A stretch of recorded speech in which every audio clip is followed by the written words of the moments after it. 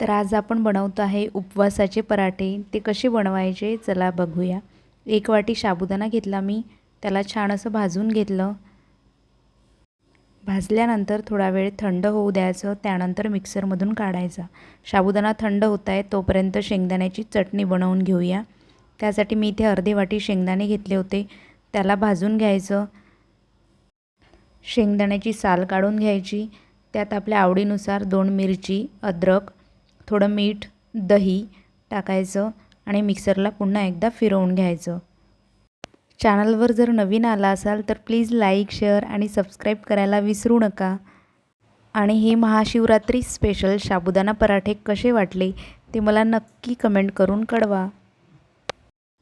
पराठे बनवण्यासाठी मला साबुदाणा पिठ्याबरोबरच इथे आलू आणि रताळ लागणार होते, तर मी आधी रताळ उकडून घेतले, त्याची अशा प्रकारे साल काढून घ्यायची।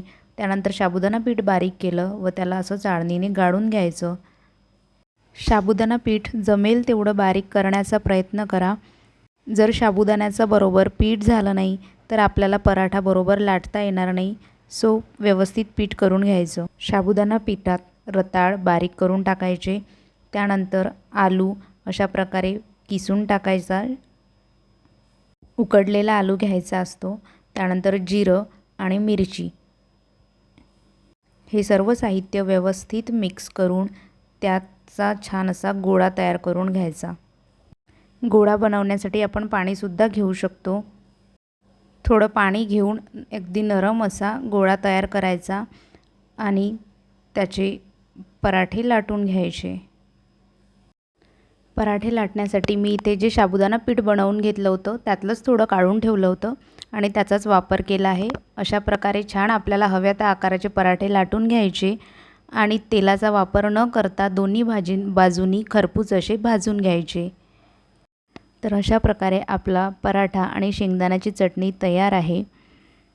जेव्हा आपल्याला उपवासाची उसळ आणि तेलकटसुद्धा काही खायचं नसते तेव्हा हा एक उत्तम पर्याय बनतो।